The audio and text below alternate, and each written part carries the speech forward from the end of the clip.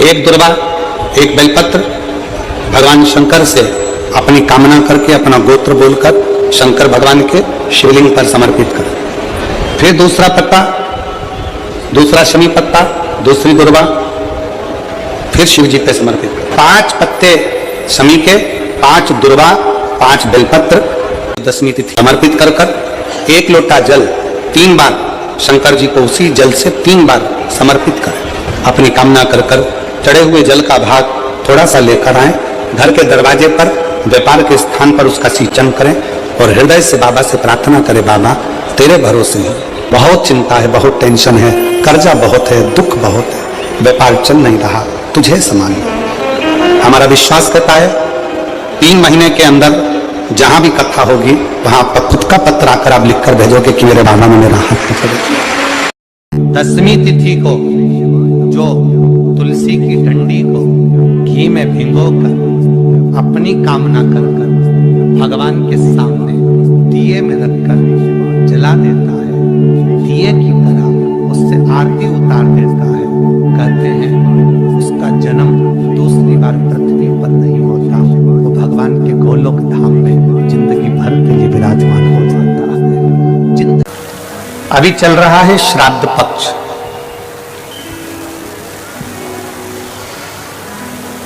श्राद्ध का मतलब है श्रद्धा।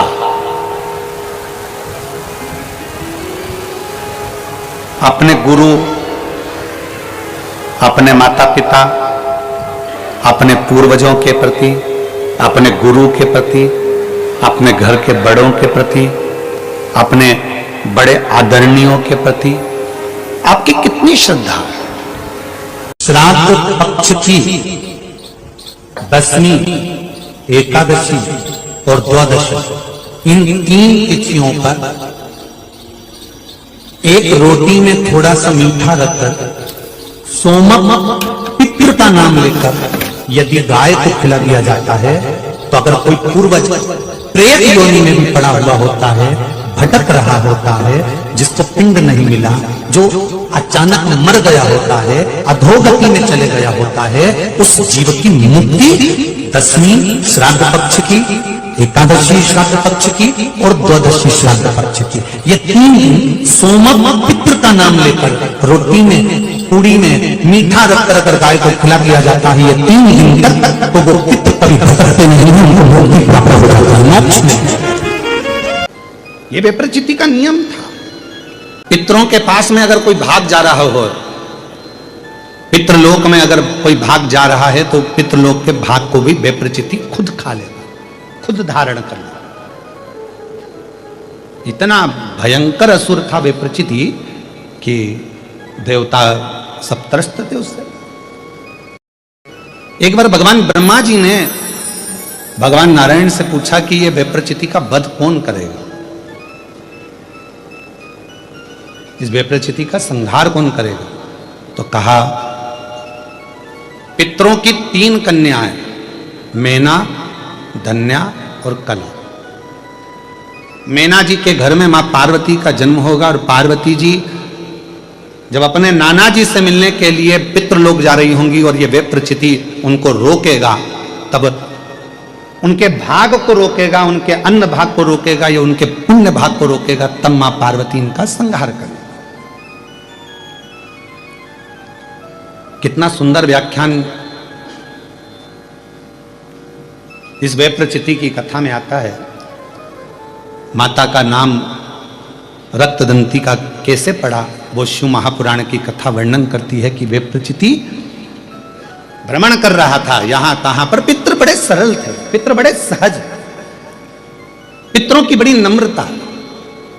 ये दुनिया के लोग कहते हैं ना कि पितृदोष लग गया, पितृदोष लग गया, पितृदोष लग गया, ये लोग कहते हैं अपनी जगह पर शास्त्र नहीं कहता कि पितृदोष लगा। शास्त्र कहता है कि हमारे घर के पितर, हमारे घर के पूर्वज हमको देखकर हमेशा खुश होते हैं, कभी बद्दुआ नहीं देते हैं, कभी बद्दुआ नहीं देते। पर घर के बच्चों का एक नियम होना चाहिए, घर के बुजुर्गों का, घर के रहने वाले व्यक्ति का, घर में रहने वाला एक एक व्यक्ति का यह नियम होना चाहिए कि 16 श्राद्ध जब आए तो उन 16 श्राद्ध में आप अपने पूर्वजों को धन्यवाद दो, प्रणाम करो, नमन करो, दान करो, पुण्य करो। कुछ ना बने तो कम से कम गौ माता को एक रोटी गुड़ रखकर, शक्कर रखकर, मीठा रखकर गौ माता को 16 दिन में एक दिन तो कम से कम गौ माता को रोटी दो, ये श्राद्ध के बावजूद।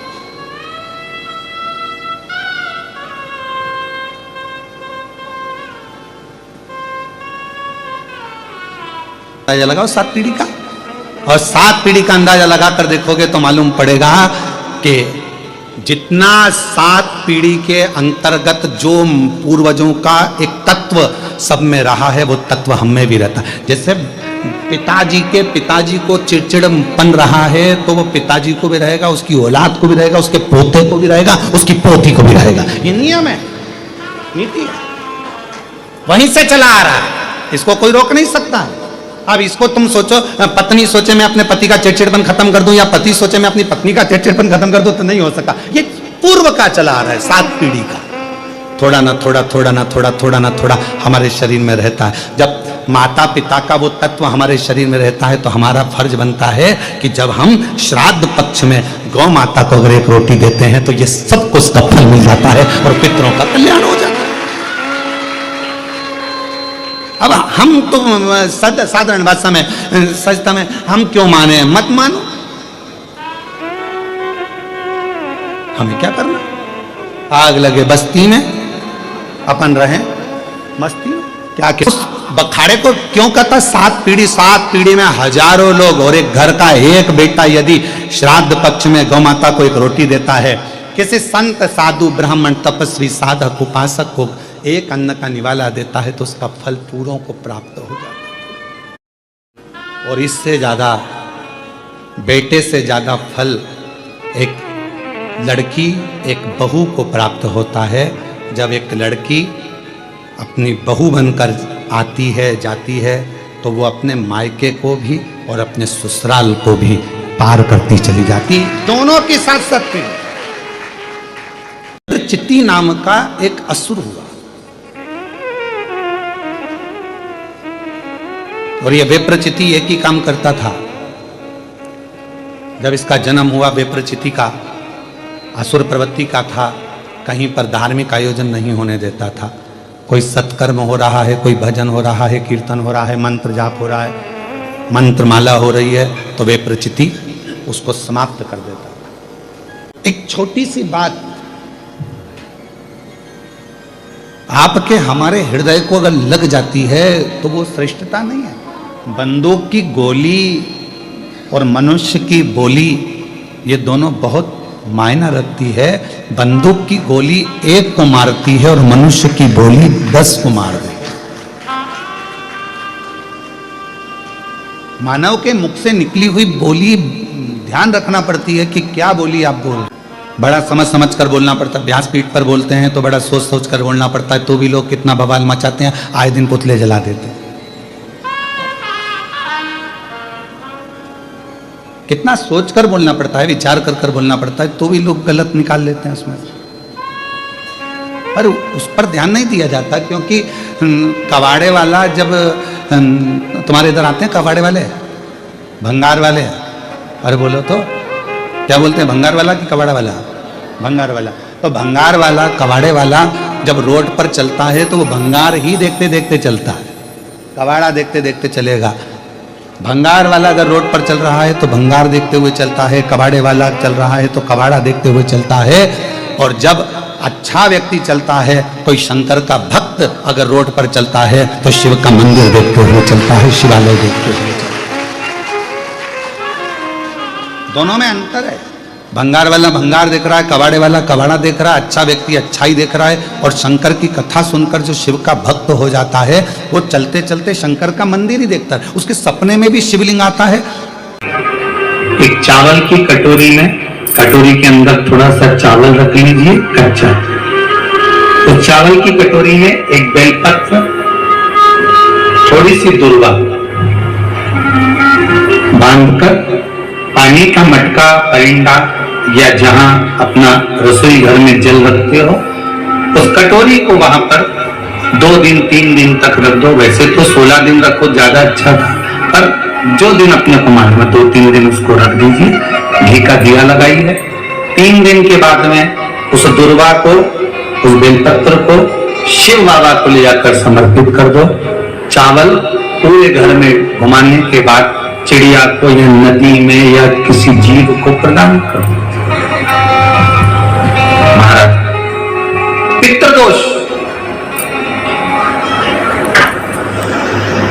के निवारण का सुंदर तरीका। बाबा कृष्णेश्वर महादेव की पवित्र धरा 12 ज्योतिर्लिंग में से 12वां ज्योतिर्लिंग श्री कृष्णेश्वर महादेव बैरूल में आप और हम यहां पर विराजमान हैं।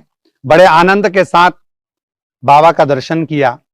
आज उस स्थान पर आए हैं जिस स्थान पर सुधर्म नाम के ब्राह्मण की 2 धर्मपत्नियां थी, घूष्मा और सुदेहा। जैसा कि आप और हम 12 ज्योतिर्लिंग में इस कथा के प्रसंग को जानते हैं कि घूष्मा के यहां संतान हुई पर सुदेहा के यहां संतान नहीं हुई। जब सुदेहा के यहां संतान नहीं हुई तब सुधर्म ने अपनी धर्मपत्नी घूष्मा से कहा कि अपने को जो संतान हुई है वो सुदेहा को दे दीजिए। सुदेहा को संतान दे दी गई और सुदेहा ने वो संतान को लेकर पाल पोस कर बड़ा करा।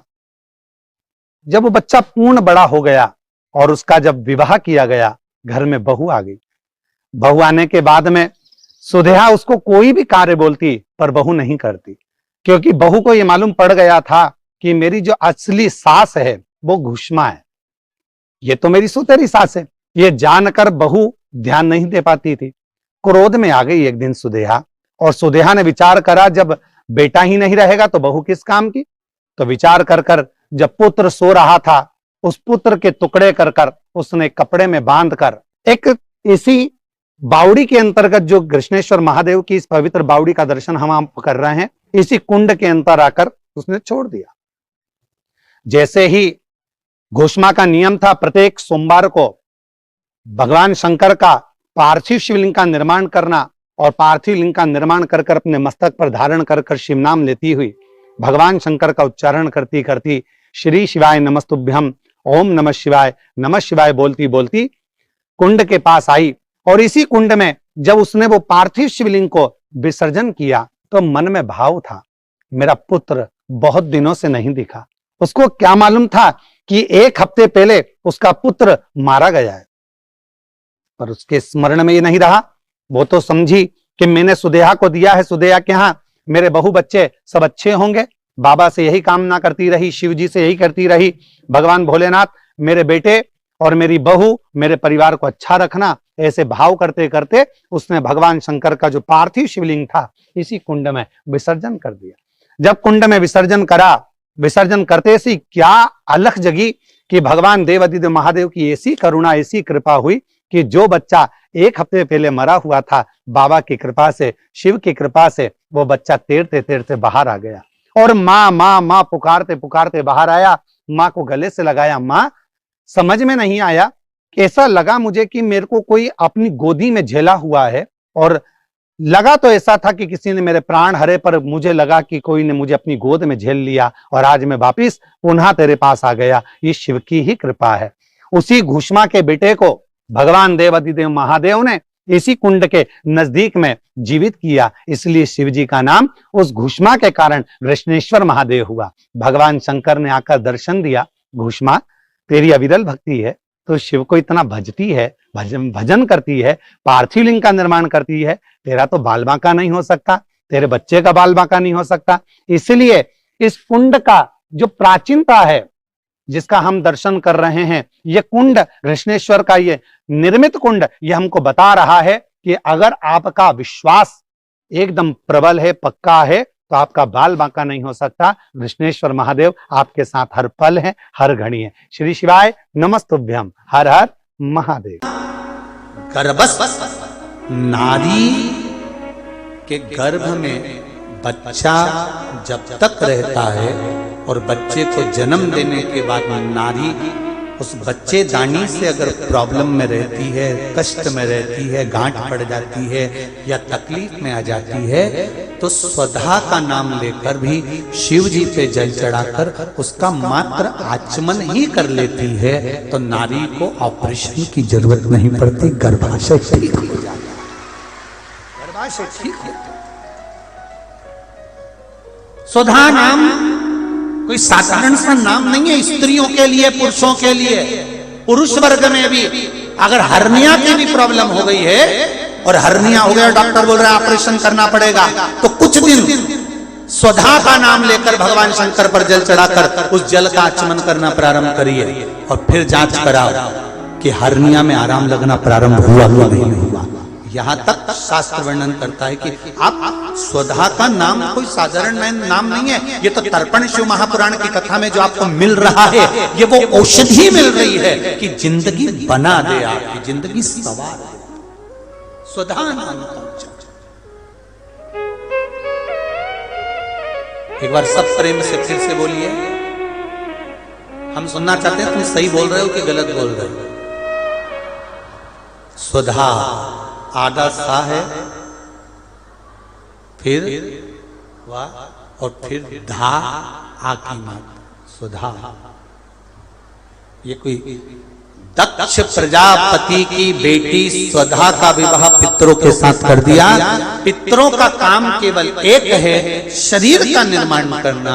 भगवान आत्मा देता है, शरीर का निर्माण पितृ करते हैं, स्वधा उसको संभालती है।